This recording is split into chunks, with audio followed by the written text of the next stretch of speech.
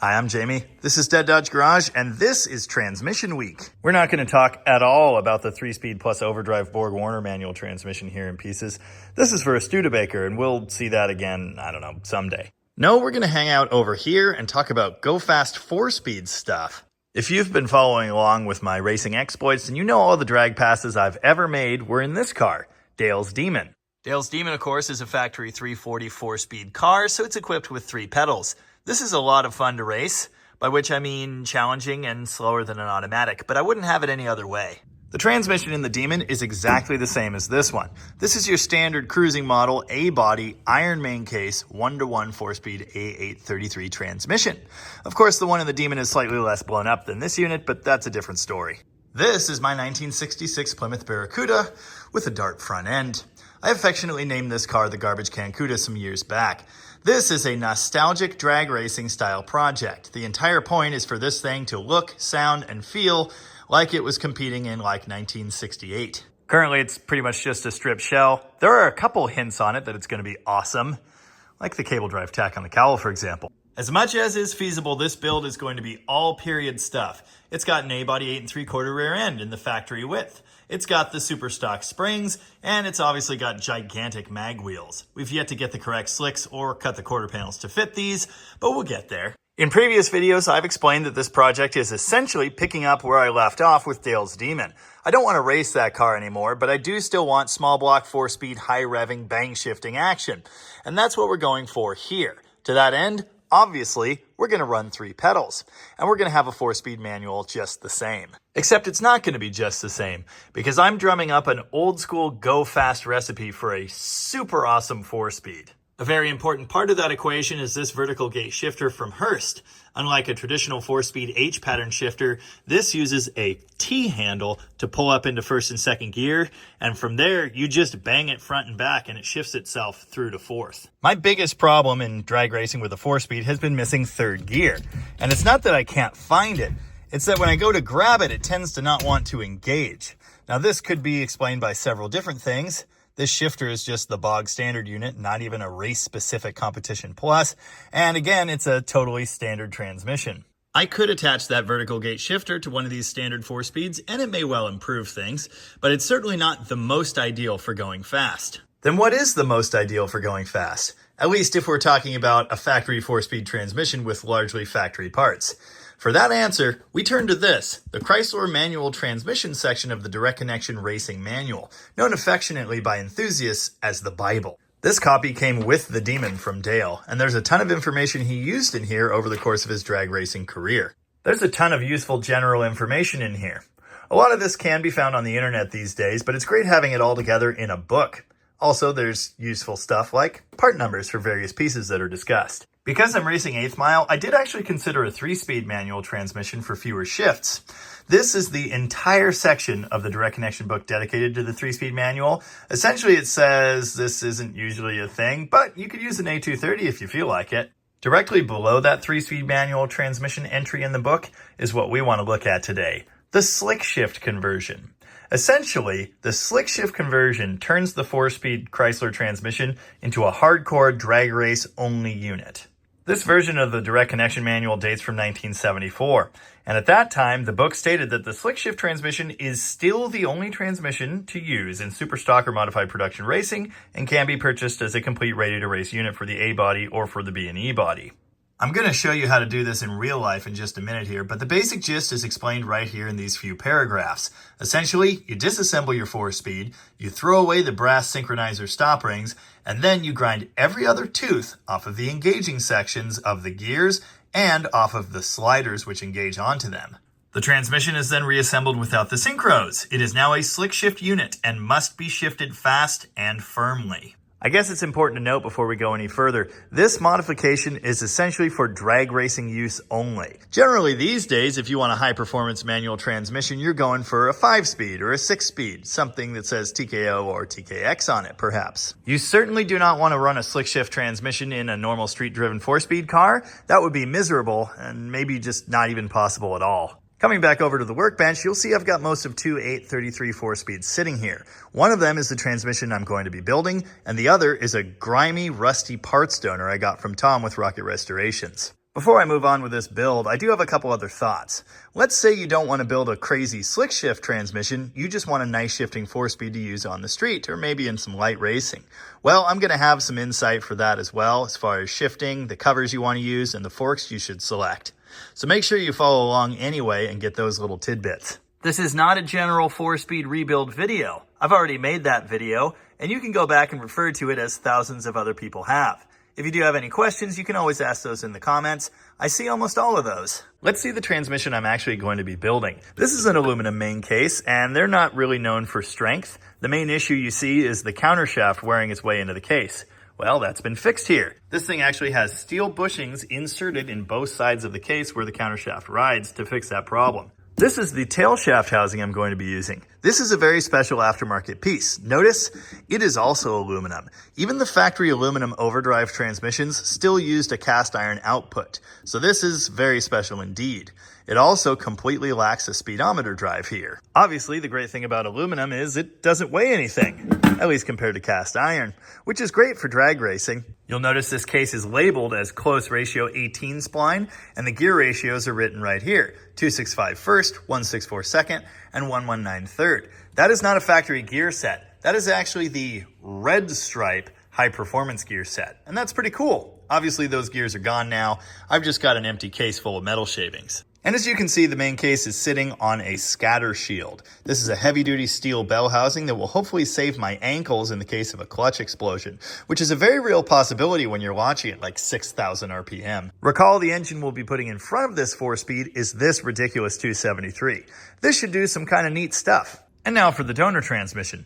If you're familiar with ancient Chryslers, you may recognize this as the ball and trunnion flange. This was only put on 4 speeds in 1964 and 65, so we know this transmission hails from that time.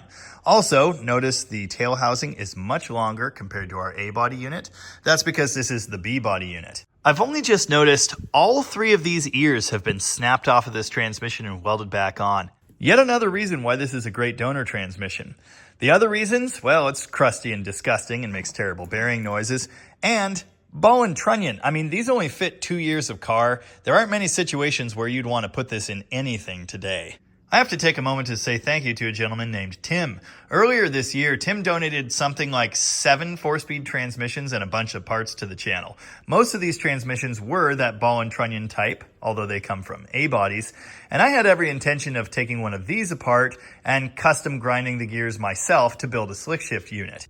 We'll still be using a bunch of parts from this pile, and I'll detail those in a little bit here. Thankfully, though, I don't have to grind my own gears and sliders because I found this thing in the back room at Rocket, and I'm going to use it as a donor. Here's your first look at one of the slick shift gears. This is on the input shaft of this transmission, so these teeth are actually for 4th gear. The collar at the front here for 3/4 directly engages this input with the output shaft through those teeth. Notice there's a tooth, then a gap, then a tooth, then a gap. This is because someone came through here with a carbide cutter or something of that type and ground off every other tooth to complete this slick shift conversion. Here's the other important part, the slider. The slider is what the shift fork holds and moves front to back to select one of 2 gears. This one at the front is for 3rd and 4th, 4th being here, 3rd being here, and the one at the back is for 1 and 2. It also has these teeth on the outside for reverse. The slider rides on the synchronizer housing. As you can see, all of the teeth are still intact on that. There's no reason to mess with it. With this slotted on here, you can see how it works. This forward slider again moves forward to go into 4th gear. It goes rearward to engage 3rd gear. Notice there is no synchronizer stop ring in the middle. Usually that would be used to synchronize the speeds of these 2 parts as you engage a gear. But we don't have that. We just have big wide open spaces for our teeth to grab. Because of that, you can see how easy it is for this gear to engage. Let me see if I can give you a bit better demonstration here. I'm going to be shifting into 2nd gear and spinning it. Notice 1st gear, the teeth have not been ground. That's because you never bang shift 1st gear. As a matter of fact, when I put this transmission together, I'll probably actually install a synchronizer stop ring in first, just so it's easier to engage at a stop or even a slight roll. Anyway, this is 2nd gear, and you can see the engagement teeth there. Again, every other tooth has been ground off in the same exact manner, and the sleeves modified in the same way. With this gear spinning, you can very easily slam this collar over that gear and engage it. That is the whole point of this conversion. Now with these 2 meshed together, you can see all of the space between those teeth. That space is what makes it all work. I would like to note that they did a little boo-boo on third gear here. There is a spot where the teeth that are no longer there still kind of sort of catch. I don't know which one of these it is, but you can see little nubs of those teeth left behind. When this one's out and clean, I will be doing some cleanup work. I want to make sure we get the nicest shifting action here we can. By making this modification, we can now bang shift this transmission at high RPM without lifting off the throttle or even hitting the clutch pedal. Obviously, there are some drawbacks, with the biggest one being this transmission is going to be super noisy and obnoxious, and you really can't shift it in a normal way. I imagine this transmission can be double clutched. You may even be able to float gears like a truck transmission by synchronizing the RPM of the input and the output section. It should be possible to shift gears, but you're certainly not going to granny shift this thing like a normal 4-speed. That just straight up will not work because you have no synchronizer in here. I've dug a hole on the bench and it's time to start tearing this thing down. Obviously, this thing's already in the two large main pieces, the main case with the input and the countershaft, and the tail housing with the gear set attached. I'm gonna try and get the countershaft and the input out of this main case so we can throw it on the scrap pile, and then we'll move on to the gear set. The first thing to do is to drive the countershaft out. It doesn't take too much force to get it moving. You can see I've already got the shaft driven out like a ½ inch. Once it starts moving, it should get easier. The hole it inserts into here is tapered, so it tightens up the further forward it gets. I am not using any tool to keep the rollers in place in here, mostly because I don't have one handy. I could use part of a broomstick handle. I could use the actual Chrysler arbor tool, but you know, I'm gonna replace these rollers anyway, so we might as well make a giant mess. At least I think I'm replacing them. Hopefully I have new rollers.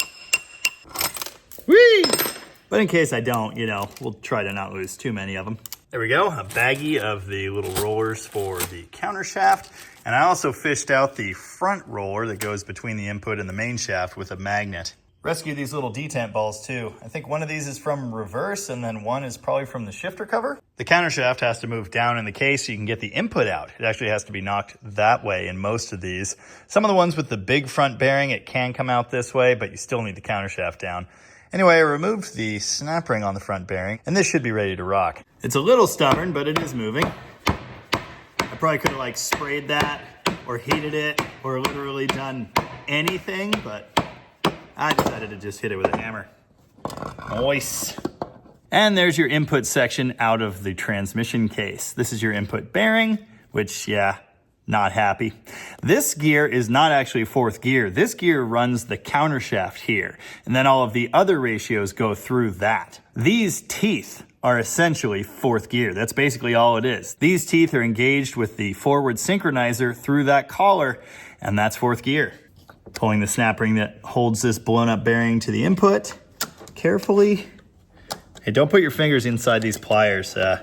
That hurts sometimes. There is a reason new snap rings are always included with rebuild kits, and it's this. They always end up mangled. I mean, not always, but pretty much always. Yeah, that one's not looking so hot. Now I can remove the countershaft. Ugh! Carefully and ideally without doing that. There's still a bunch of nasty old tar gear oil in here. All right. Oh, look, another roller I missed. Anyway, here's the countershaft cluster gear thingy coming out. Carefully, greasily. Here are our countershaft washers. I've seen better, but we're probably gonna reuse them anyway. With that done, all that's left in our cracked old donor case is the reverse idler shaft that it lives on, and then the lever shifter assembly here. This is super hard to pull out. I don't have the tool for it handy. I really don't care either. I don't need any of that stuff. So I'm gonna let this thing drain for a while, and then it goes to the scrap pile where it belongs. Check this out. It's a trick wooden box specifically built to collect 833 parts in. I'm putting all of our donor bits in here as I go. These came from Tim as well. His late friend that owned all of these transmissions and was actually a dry lakes racer had built these, among some other cool things. Now it's time to disassemble all of this. That's easy enough, but the rest of it requires snap ring pliers and the removal of this gear cluster and output shaft from the tail housing. That's a little more complicated on a ball and trunnion transmission because that yoke or flange or whatever you want to call it needs to be taken off. I think it's already been loosened, so that shouldn't be too hard. And there's that flange removed. We certainly won't be needing that. Ruining more snap rings. I'll bet you there's a proper set of snap ring pliers out there in the world to fit these, but I just have the basic ones that are supposed to go in the little holes.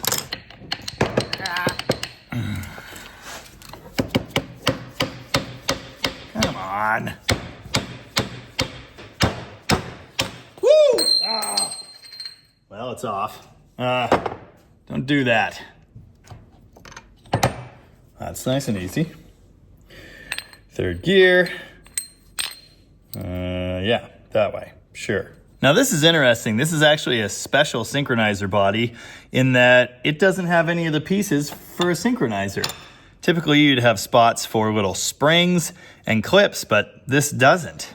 Note these are still factory type gears. They have the surfaces for the synchronizers. They're just not used. There actually are aftermarket gears you can get as well. Liberty Gear is one company that makes these. They have big gigantic dog teeth instead of the factory style little ones.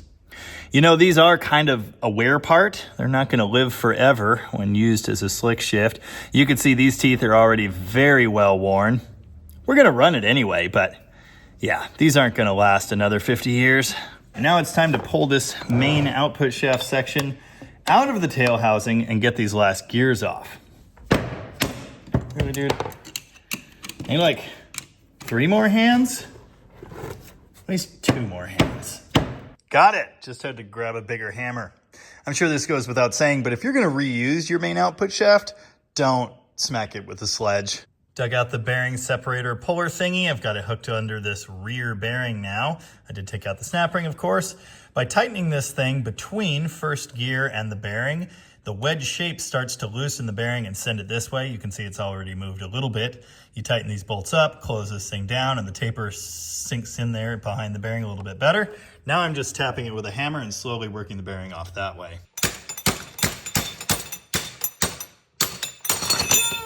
Here's the rear bearing. This is a 307 bearing. It says that somewhere. Yeah, there you go. It also says made in USA. Very nice. With that handled, the rest of the gears and guts can come off. Here's first gear. This is the one at the very back. You can tell it's got the tallest gear. There's slight rub marks from that puller there, but nothing happened to the important machined face here, so that's good. Again, first gear still has all of its teeth. There's really no reason to cut them because you will never be bang shifting first gear. And some builders of these transmissions will leave the synchro stop ring in place on first. Here's the slider. Again, same deal. Every other tooth in there is gone, and we've got those reverse teeth. This is the synchro assembly for gears 1 and 2. This is the one at the back. Note again, just like the front one, this is missing all of the guts. It's just a dumb ring, basically. Your typical synchro assembly would have 3 slots for the little locking tab things and then the springs that hold them in place. The lack of that stuff will complicate using a stop ring back here. So I guess I won't be doing that. Yeah, anyway, there's another snap ring in here I gotta pull, then that assembly comes off, and finally, second gear. Snap rings out. I don't know why these are always so stubborn. Wear on those splines from driving power through them, I guess. In case you don't know, what connects this gear to the output shaft is the collar and this synchro assembly, or the dummy synchro assembly in this case. Those splines inside are what actually drives the power through this thing, so it does make sense that there could be some spline wear in there. I don't know, maybe this will do something.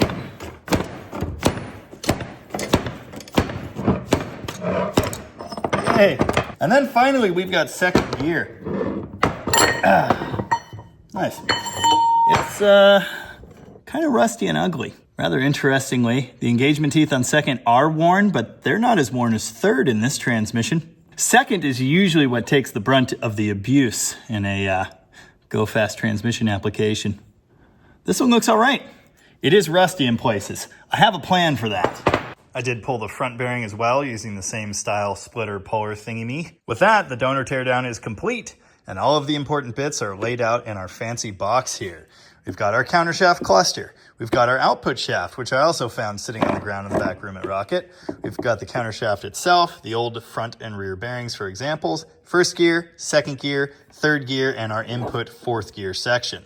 We've also got both shift collar thingies. At this point, I would love to just start putting together the new transmission, but I can't do that with these nasty, rusty parts. So what I need to do is get these cleaned. Now, degreasing the parts is part of the equation, and that's easily enough done with some brake clean, some air, and a little bit of wiping. But the rust on these parts is really what concerns me. In past videos, you've seen me derust plenty of things the hard way by hand. In videos like that, in the comment sections, many people have extolled the virtues of a product called Evapo-Rust. Believe it or not, I'm familiar. We use a vat full of this stuff at Rocket to soak transmission cases and things of that nature. They usually come out looking shiny and brand new, so I know it's good stuff. I've got a couple gallons here, and I'm going to pour it into this little tote thingy. Hopefully I'll be able to submerge at least the small parts here.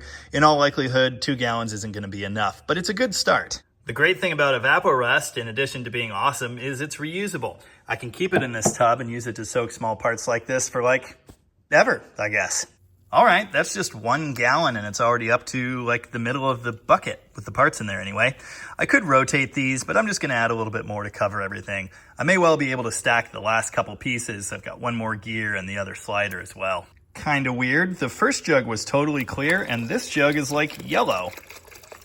Oh, I probably shouldn't splash that all over myself. Now I'll let this sit here and do its thing for, I don't know, what's it say on the bucket? I probably should have read this first. Soak your item for at least 30 minutes for light rust and 12 to 24 hours for stubborn rust. So 2 days, got it. It's the next day, something like 16 or 17 hours after I put this stuff in. Most of it's looking pretty good, although there's obviously some really gnarly stubborn rust on that input shaft. This smells like something. Easter egg dye? Something like that. Anyway, there's a stain where rust used to be, but there's no more orange nastiness on there. This part looks really clean aside from that area. I wonder if this would clean up any more with further soaking. Similar staining left behind on the rear slider, but this too is looking pretty good. Executive decision. We will give this some more hours and we'll see what happens. For some reason, I didn't put these last 2 pieces in yesterday because I didn't think they'd fit. They fit perfectly, just piling on top of other stuff. I didn't even have to add more solution. This part of the cluster gear is just barely sticking out of it. Or it was, before I added those. Now it's perfect. So we'll give that another day, I guess, and maybe we'll build a transmission tomorrow. It's day later. Let's see how the soup's doing. Yep, soup. Well, that staining didn't change at all, so I guess that's what we get. Still way better than the nasty rust that was there before. Now I do need to rinse all of these parts, and then I'll cover them in some kind of grease so they don't flash rust. Little light staining, but no more orange rusty crap. Here's the input shaft. Yeah, pretty serious staining here, but no more rust. I will definitely have to polish up that pilot area. Remind me to fix the water in the shop. That would be nice. There is something funny about cleaning freshly derusted parts with water. Look at these parts. They're so shiny. They're like new, except for the places they aren't. Obviously, I'll have to work on that a little bit, but in general, super pleased with this. The rust is gone and now we can build a transmission. Well, we can almost build a transmission. First, I gotta clean up some of these missing teeth. Much better. With the tooth grinding complete, I've got the gears stacked up now in the order they go. These sliders need to be installed in this direction. The gear teeth on the 1-2 slider face rearward toward first gear so they can be engaged with this in this position with the reverse idler. This dummy synchro assembly in here can only go in this position and only in this direction, and same with this one. Now it's time to dig around in the stash for rebuild parts. I know I'm going to need this. This is the input shaft seal. This goes inside the input bearing retainer. I need a front bearing and a rear bearing. I'm pretty sure this is one of them. This, we might only have one bearing here. Box of assorted snap rings is definitely going to come in handy. This box is full of gaskets and seals. Some of these are commercially bought, and some of them are actually handmade. I'm just going to grab some randoms out of here. We need one IBR gasket, we need one side cover gasket, and then one for the main body to the tail housing. Okay, our aluminum main case uses the bigger front bearing. I think this is the 308. There are 3 of these in the stash of parts, so that's great. I think I'm going to have to use the original rear bearing. I could order one. I don't know, I wrote on here that this one's bad, but it doesn't really seem bad. At least not compared to this one. Or that one. It's way better than that one. Here's a box of random bits that just might come in handy in a minute here. The bearing size revelation had me worried for a minute there, because the larger front bearing uses a larger bolt pattern and a different IBR. This is the old style one with the tight bolt pattern. It would not fit this case and it would not fit that bigger bearing. This one, thankfully, does fit the bigger bearing and has the correct bolt pattern. Crisis averted. Now, another important consideration here is the OD of this IBR. See, thankfully, this one has the correct size to match my scatter shield, which is 4 3/4 inches. But the typical overdrive transmission actually has a much larger one. I believe those are 5.5. You've got to have the right IBR size to match your bell housing, or in this case, your scatter shield. And that is, of course, because it locates your transmission in place in that bell housing and therefore with your engine. This bearing is clearly new. Can't be that old, it says China on it, but it had definitely been in that bag for a while. The shipping grease on this thing had solidified to the point that I couldn't even roll the bearing. I've got it mostly cleaned out now. I need to get some gear oil in this thing. I've got the input shaft cleaned up to my satisfaction. Note, you can still see evidence of some pitting there on the end, but I cleaned it with some 220 sandpaper and it looks pretty decent. I also wire brushed the splines there and sanded all of this. I do see some interesting patterns here. I'm thinking that's a result of the rust that's now gone. It is actually in the surface there, though. Hopefully this is up to the task of transmitting all of the horse ponies from the 273 into this transmission. I'm now ready to press the front bearing on. Note, this bearing does have the groove and the snap ring in it already, which is really nice. I just need to press this on to the input this way. I need to install the little snap ring that retains it, and then this piece is good to go. Pressing the input bearing home with the world's crappiest, bendiest Harbor Freight press. Have I said don't forget the snap rings yet? Don't forget the snap rings. Bad stuff happens if you forget the snap rings. Yeah, I think there was just a chunk of grit in it. It's cleaned up and it sounds just like the new one. And with some gear oil in it, it's perfect. Nice. We've got 2 bearings. When trying to get the 3 gears in place on the main shaft, it's pretty easy to figure which one goes where based on their height. First gear at the back is the tallest. Then comes second, then comes third right here. There's another way too, though. You see, the inside diameters of all of these gears are different sizes, so you physically cannot mix them up on the shaft. And if you have any further doubts, you can just lay them out with your countershaft cluster and make sure everything matches up the way it should. Quick side note there while I'm thinking about it, all of these gears are a matched set. The 3 gears that ride on the main shaft, the input, and the countershaft cluster all have to match. You can't switch out just one. Anyway, first to go on the main shaft from the back side is second gear. Before I installed it, I did clean the shaft, clean the inside of the gear, and lubricated this with gear oil. Both those flat bearing surfaces and that, the middle piece that goes between second and third, because the gear rides on it on the back there. Next is the synchronizer body, or in this case, the dummy synchronizer body. Put a snap ring on the housing. I installed first gear. Note, the slider is on and it's oriented correctly. And now it's time to press the rear bearing home. Yes, I did grease the inside area where that bearing race needs to slide. This is the fancy Smurf-colored transmission assembly lube. Ta-da! The tail housing snap ring needs to go here behind the bearing. If and when you inevitably forget to put it in there before pressing this, you could pop it right in after. No problem. Now I got to put a snap ring over this bearing and the rear section's done. Blood sacrifice complete. Ring snapped. Also, fun fact, the inner race of the rear bearing on the front side acts as a bearing surface for the back of first gear. So make sure you lube that too. Oh, it's super late in the game. Like, super late in the game, and I just learned something. Third gear fits perfectly on that, but on the A-body one I've selected, it's a hot dog in a hallway type situation. Why did they change that? I don't know, but I'm really irritated now. I bet this is an overdrive thing. I bet the super tall overdrive gear uses a smaller inside diameter for whatever reason. Why can I never learn a lesson the easy way with less blood? I don't know, but I'm really mad at myself for not comparing these before. I've got another A-body transmission here, but it's an overdrive, and I'll bet you good money that's the main shaft that I have. So that one's useless. I have like 4 A-body ball and trunnion transmissions, but they're going to have the same output shaft as this. Also totally useless. I have exactly 1 normal A-body 4-speed, and it's right here. This is a good rebuildable core. It's got bad bearings and popped out of gear in the Demon, but I figured on saving it because these things are quite valuable, and I didn't want to part it out for this project. That's probably where we're going. It's the next day, and Alan has worked miracles. I think I mentioned I have exactly one complete 1-to-1 iron 4-speed for an A-body. Well, it's in pieces now, and we have the main shaft out of it. In the future, I'm going to be rebuilding this one. I don't actually have any need for it. It'll probably get sold or something. Alan pulled the guts out of there and then removed all of the gears from this correct shaft. Now we've got the two laying next to each other, and you can see the difference. These are the same length. Speedo drive's the same. The rear sections are identical, but the front, the splines are much smaller. And this journal right here, or these para journals, I guess, are a much smaller diameter than that one. Why, Chrysler? Why? Anyway, now I can redo the last, I don't know, hour of work yesterday and stab myself in the thumb again as I rebuild all of this on the right main shaft.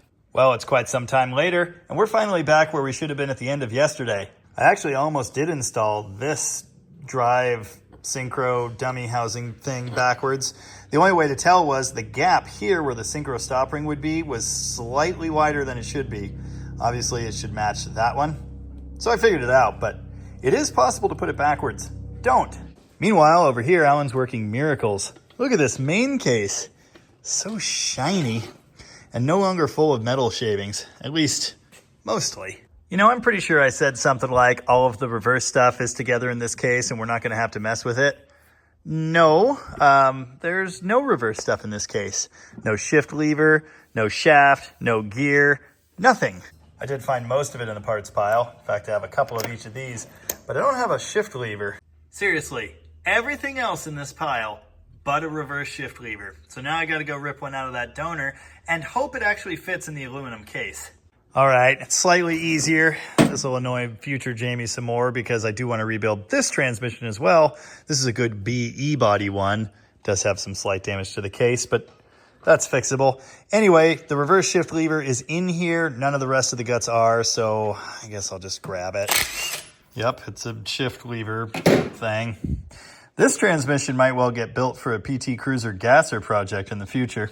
There's the reverse in place. I did have to take this bolt off of the reverse detent thingy here. The ball is missing. I actually think I fished it out of this case. This is the spring that goes behind it, so I'll drop the ball down, then the spring down, and then tighten the bolt back down and we'll be good. This does have a reverse light switch. We'll never ever use that, but it's here to plug the hole. Yep, it was the larger of the two detent balls I found in the bottom of this thing. You can see with spring pressure here, that gives you your locked positions. Installing the reverse idler shaft. I'm missing the half moon key that's supposed to lock that in position, but you know what? I don't think that matters. We're gonna save the one I do have for the countershaft. Reverse is extra on this anyway. Alan got the case and the tail housing cleaned up. I'm putting things together now. First thing I'm gonna do is insert the main shaft section into this tail housing. I wanted to show you this. I know I pointed out there's no Speedo drive. This is definitely an aftermarket piece. We think it's been slightly blown up and welded back together. There's some interesting repairs in places. But the other thing that's interesting, there's no tail housing slip yoke bushing like a normal 4-speed has. It actually just uses the aluminum case as the bushing.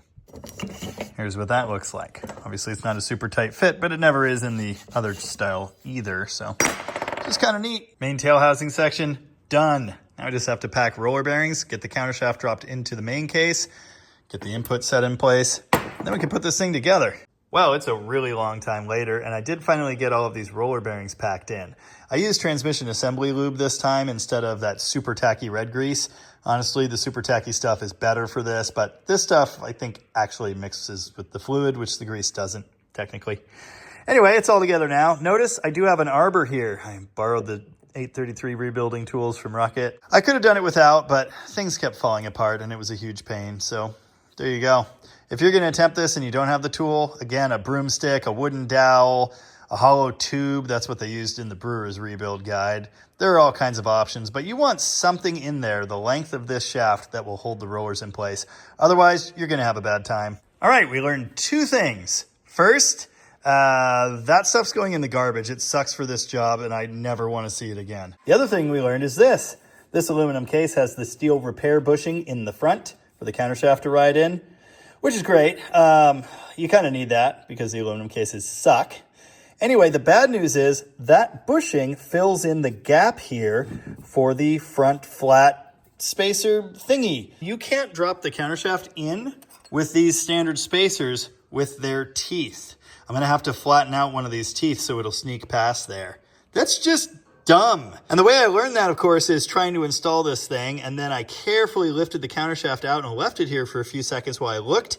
That's when all the rollers fell back out. I'm not having fun. A bunch of swears and half a tube of red and tacky number 2 later, the rollers are together for the 3rd time. They'd better stay together. I'll probably live to regret this, but I don't have many choices, so I did knock down those locating tabs for the front bushing. There's a possibility without the tabs that it could spin here instead of staying put like it's supposed to, but I don't know, with any luck, those little nubs where tabs used to be will kind of sort of lock it in. If the arbor was just a little bit shorter, I could have had this installed in the case and slid the countershaft assembly by it, but it's not. And after dropping the rollers out 3 times, I'm no longer willing to attempt to install this without that tool. Rear is sleeved too, so I also had to knock those tabs down. Now I've finally got it in position, kind of.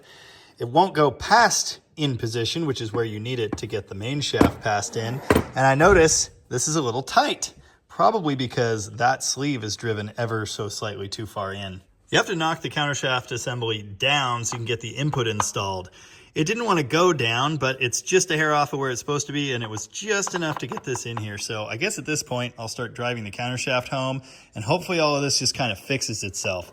It spins, it just has a bit more resistance than I think it should. It's probably not a good thing. Also note, this moves around. There's no bearing retainer on it or anything. Driving the arbor tool out the front with the countershaft installed from the back. Here's the little half moon key. This gets dropped in here, and when this is tapped home, it'll lock this shaft from spinning. The countershaft is supposed to be a press fit here, but surprise, surprise, it isn't. I grabbed a punch and I've now staked this, and hopefully it'll actually stay put. Really didn't like how tight this countershaft felt, so after I got that staked in place, I took an 1 1/4 socket and a hammer and I just smacked it here around the bushing. Essentially that shocks the bushing rearward just a little bit, and that freed it up, so I feel good about that. Front roller bearing is now packed in the back of the input shaft, and we're ready to slide everything else in. I do need to get the gasket in here. That's kind of important. And now for the moment of truth. We're going to carefully slide all of this onto all of that. Carefully, without disturbing any Borg-Warner parts. You know, this is a very greasy operation. As long as the roller doesn't fall apart, everything will be great. We might need to do something with these sliders too. Yeah. That needs to go there. This needs to go there. This is so much easier without brass rings in the way. What are we on? Oh, we're on the table now. Oh, it's angled your way. It needs to go this way. Why won't it go that way? There we go. All right, and ish. Maybe. There. Maybe. Oop. Ow. Oh, and we're not meshing. That could have something to do with it. It just won't be there. Come on, guy. This part is always dumb. Well, there's our roller bearing still together. Okay, give her a wiggle. There we go. Nice. Also, I think it's jammed in 2 gears. We got to get a shift cover on here for that setup to work correctly. Because it doesn't have the spring clips or the little tab thingies, nothing holds the sliders in place. But our shift cover has a detent ball in it, so that will. I know I said I was going to put a new input seal in here, but this one's still squishy too, so I'm just going to bolt this on. Almost had a heart attack. As I showed you, that new bearing had a snap ring installed when I got it, and I was just going to leave that there. Well, it turns out that is the wrong snap ring. It wouldn't actually fit into the snap ring groove on the IBR. See, there's a groove here for the snap ring, and then the bearing fits up in here. It's actually that snap ring that locates it against the case, kind of. Trimming up the gasket. Nice.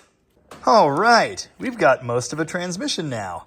I even went through and tested all the gears by hand. They do work. Of course, here's 1, here's 2, 3, and 4.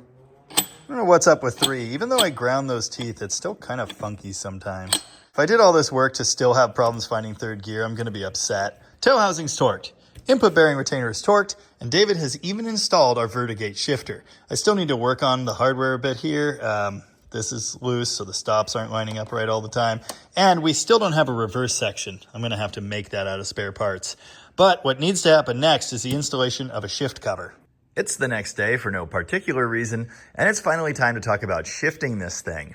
I hope I've shown you in enough detail at this point how the inner workings of this thing function. You've got two shift sleeve collar thingies here that need to be controlled by an assembly that we're going to put on the side of this transmission to shift gears. There were two different types of factory shift cover assemblies. The first is this. It uses a sleeve, a spring I can't find, and a pair of detent balls between these two levers. These lock into shift forks, which stick down around those shift collars, and move them side to side using leverage and magic. Starting in, I believe, 1970, Chrysler used this crazy contraption in place of the old school ball detent setup. This is a set of interlocking forks. Notice there's a pivot point here in the middle, and then there are some teeth and some teeth. And what this does is, when you're in a gear on this selector, it doesn't allow this selector to move, and vice versa. I can only imagine this design was intended to prevent one from shifting into two gears at the same time. I don't even know how that would be possible, but if one were to do it, it would probably result in immediate internal transmission destruction as two different gear ratios fought each other for control of the main shaft. This mechanism does seem to offer a nice, firm, positive shift feel, so that's neat. It's also big, gigantic, and complicated, and apparently terrible for drag racing use. I've never tried to use one of these in a performance application. I've only ever had the ball and detent style in my drag racer. However, one can imagine how the added complexity here could lead to strange shifting in a performance application, which we don't want. And we have a shifter to make sure we don't try to shift into two gears simultaneously, so I don't think we need to worry about this. Conventional wisdom is the ball detent style is the way to go for a performance application, and that's what I'm going to do. Now, interestingly, when Chrysler devised this mechanism, they made one other important change. You see, the original shift forks are made of brass, a soft material that can deflect and crack and wear prematurely. They switched to steel for these later setups, and that's great. We could just grab these and put them in our earlier setup, right? Well, not quite, because they also added an extra little bit of metal here to allow that interlocking mechanism to function. This little tip on top keeps us from installing this in the old school shift cover. But that is an easy problem to solve. All we have to do to fit these heavy-duty steel forks into our early style shift cover is cut off the little tits. This one came in the stash of transmission parts from Tim, and it's already been done. I'll have to cut one of the other style. I think this one is the 1-2 that goes in the back. So we have a pair, and we'll be good to go. Found a spring for the detents. It was in the random box of bits. Putting the cover together now, this means sliding one of these in there, sandwiching a detent ball in there, holding this assembly over, somehow holding that ball in while sliding in the second lever and keeping everything from falling apart. Slightly challenging. I should probably clean this a little bit better. Oh, also, this might be slightly confusing, but because we're looking at the inside of it, this is the back. The back has this interlocking piece on the 1-2 rod. That interlocks with the reverse rod, so make sure that one is installed at the back of the case. Oh, also install fresh O-rings and lubricate these shafts a little bit before you install them. I installed the 3/4 lever first, then I slid this dealy bob with one ball and the spring in place in there. I was holding the plate this way so that gravity would keep the ball in place. Slid it against that thingy, then I prepped this one, started sliding it in. Now I'm holding this ball in with this finger. Well, I pressed the lever down. Shift assembly, done. And here you can see the detent in action. Look at that, nice snap. Note the sleeve does move a little bit. I made sure to lubricate where it rides in the side cover there. Because of the shape of that sleeve, you cannot shift past that position. This flat runs into the sleeve here. When you're installing this shift cover, you do have to ensure these don't drop into the case. If they do, the detent balls are going to go flying immediately. It might be a good idea to install like a big washer and a nut here just to keep stuff from falling apart. The same applies when you remove these from the 4-speed. You'll want to keep these in the cover as it comes out. Anyway, time to cut the little tit off of this other shift fork, which I will do with a bandsaw carefully.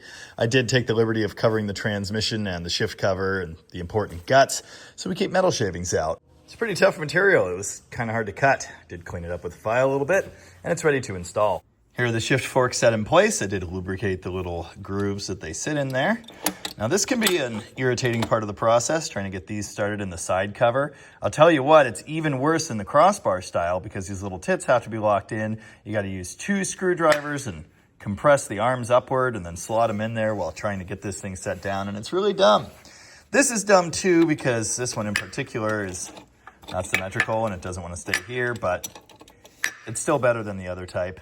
Oh, one other small issue. This is my homemade side cover gasket that came in the parts stash. I don't know why I'm using this one, but I am. This hole is supposed to be larger. There's a shouldered bolt that locates this side cover and ensures it's in the correct location. They didn't make that hole larger in the gasket, so I gotta go find a hole punch. Oh, that's too big. That'll be fine. I could just silicone the whole side cover, but that sucks. I used a small screwdriver to like hold that thing in, and I got it started in the 1-2 control, so I don't know, maybe this will do something. There you go. I was gonna use these side cover bolts from some random transmission, but I don't have all 10, and I'm missing this special tall shoulder one that locates the plate. So I found this set in the parts stash. I'm gonna clean these up a little bit. You need that bolt there in particular. It's very important. You see it's got a taller shoulder, and that is what locates the plate and the case together. You also then need 2 of these longer bolts with no shoulder. They go in these smaller holes. The rest are the typical shorter shoulder bolts. There should be 10 in total. Shift cover is on. I find it important to mention at this point, yes, this tall shouldered bolt locates the plate with the housing, but all of these shouldered bolts also locate the shift cover. It's just that one that clocks it with the case itself. So make sure you've got the correct bolts in all of these locations, or at least most of these locations. I'm pretty sure you can still buy these, probably from Brewers. They have all the 4-speed things. I probably should have sandblasted this and painted it or something. That's fine. Race car. With that, this is now a complete 4-speed transmission, and it's ready to party.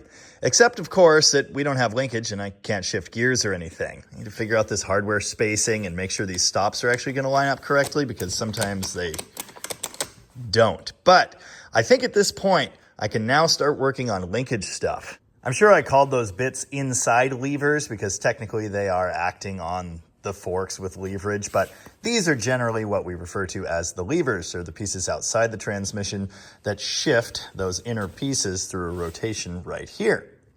I think I magically came up with all of the correct A-body 4-speed levers out of this random cup of hardware. So that's cool. I've even got washers and lock nuts. At least I think these ones are lock nuts. They're not nylocks. I might swap those out for lock nuts. These things coming loose is just a fact of 4-speed life. I am hopeful that having travel limits over here on the shifter may help to prevent that, but time will tell. Setting up the shift linkage here is going to get complicated for multiple reasons. The first, of course, is this is nothing like a factory shifter. It's not in the factory shifter location. I don't know if the pivots are in the same spot. I noticed the holes are different, which means there may be leverage differences between those two. I'm sure it's apparent factory linkage is not going to work. That's fine. I don't even have factory linkage. I have a pile of random pieces. I did find 2 bits of linkage that are roughly the right shape and length. I may have to tweak the bends a little bit here and here. The next issue is going to be the size of these holes. See, the typical early linkage uses a hole like that. A steel end on the rod, either adjustable or solid, goes right into that hole and locks in place. You put on a washer and a clip and you're done. Later style linkages use a bushing in here. It's usually nylon, I believe, and that's a part that could wear out and cause loose floppy shifting. I don't really want that, but that's the size of hole we have on our Hurst shifter. So I'm gonna have to come up with something there. This is a very different shifter mechanism than most people will be using. I understand that. The basic technology is the same as your standard H-pattern shifter. It even uses the same lock to hold the levers in place so things can be aligned like a typical Hurst shifter. Carefuling. More carefuling. Yet more carefuling. Where is my lathe? Didn't carefuling carefully enough. My genius idea here was to use door pin bushings. I had a couple of these in stock. It seemed almost perfect, except the opening is the same size as these ends-ish, but not big enough for the other ends, which are like 3/8. To drill a hole takes pressure. Obviously, that other bushing and I disagreed on what amount of pressure was appropriate. This one's going better. I've got the thingy fitting in it now, just using a round file. And now I'm getting this shaved down so it'll match our bracket thingy correctly. Carefuling more. Nice. Well, I need to go get another bushing to mangle for the 1-2 rod, but I do have the 3-4 rod set up. It's adjusted correctly. It's washered and clipped here. It's clipped here. I tightened these bolts up with some extra washers, and it made the shifter kind of hard to move. I think there's supposed to be built-in spacing here that's kind of not there. So something tells me I'll be fully rebuilding this thing. But anyway, here's the action I've got now. Oh, that is where first would be. Second, third, fourth. It's a while later and I'm back with a store-bought bushing that just fits. Found it in this package. And I got extras for next time. Shift linkage, linked. I still don't have reverse. Again, that section of this shifter is missing. I'm gonna have to build something. It'll just be an extra lever and a pivot off down here and a rod that works reverse, but I'm not dealing with that right now. All right, let's see what it do. Pull it up. There's first, second, third, fourth. Isn't that neat? Watch the action as it goes from 2 to 3 and moves both rods at once. Basically, this is a poor man's sequential shifter. Got some servicing to do here, but overall, I am excited. I think this is gonna be awesome. Oh, I'm gonna learn more than I ever wanted to know pretty quick, but I pulled one of the pins. See some crusty, rusty stuff, and a bunch of grime. Clean all of these pieces and grease them, and I bet this thing will work way slicker. Someone pretty obviously had this thing apart, and the little shims were in the wrong place. There were extra washers in here firming this action up and jamming this up between these plates when this bolt's tightened. There's a sleeve in here and shims, and that's what's supposed to allow for the movement. I think this is going to be way better, but I can't find the bolt I took out. Where did it go? Why did it go? Why is everything like this? Found the bolt, finally, under the bench. I only had to look 3 times. It's a good thing I did because this is some special stupid length. I've got too short or way too long, but this with 2 washers is absolutely perfect. A bit of a lube job did this thing wonders. It's so much more smooth now. You still have to give it a little wiggle move when you pull up to go to first, like just kind of rearward a little bit, but it's way better. What an interesting piece of equipment. I'm really excited to bang some gears with this thing. There's definitely going to be a learning curve as there is with all other things in life, but I think it's going to be awesome. I know the main point of this video was setting up the slick shift transmission, but I am just so fascinated by this vertical gate shifter. I've had to make some little modifications to get things to work right. I had to bend this tab a little bit to get this stop to line up with this arm. That one was close enough. The one on the other side, and there is only one, there isn't an adjustable stop for first gear because you're never bang shifting first gear, but there is one for second. That one lines up well enough to work. This one did not. By having that there, it takes any possible stresses off of the linkage, off of the shift cover.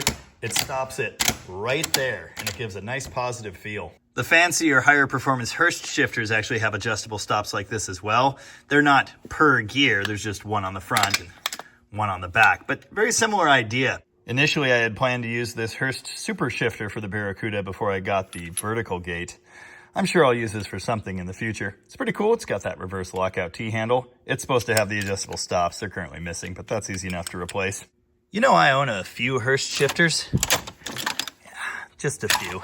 That's pretty much it for this racy 4-speed. Now, I did take the liberty of labeling what this thing is, just in case someone sees this thing in the future and they're confused. Obviously, it's got an all-aluminum case with no speedo drive, so it's going to be pretty apparent that it's something special no matter what. But in any case, the previous builder of this thing had labeled it, so I figured, what the heck, I better do that too. Slick shift, these are the gear ratios. This is the early gear set, so it's that. And it does have the 23-spline input, not the Hemi input as this transmission previously did, according to this label. And of course, as an artist, I had to sign my work. Now at this point, I would love nothing more than to drop this transmission and the 273 into the Barracuda, get this thing fired up finally, and do some gigantic celebratory smoky burnouts. However, there's a lot of stuff that has to happen before that. My 273 still doesn't have cylinder heads. I have yet to begin to port them. They need to be resurfaced. I need to port the manifold to match. There's a lot of stuff that has to happen with this. But this is a huge step forward toward having a working drivetrain, and I, for one, am super stoked. Hopefully you enjoyed this video, maybe learned something, or I don't know, maybe not. In any case, as ever, I do thank you for watching. And remember, add lightness. Okay, it's still heavy, but it sure beats the cast iron units. Yeah.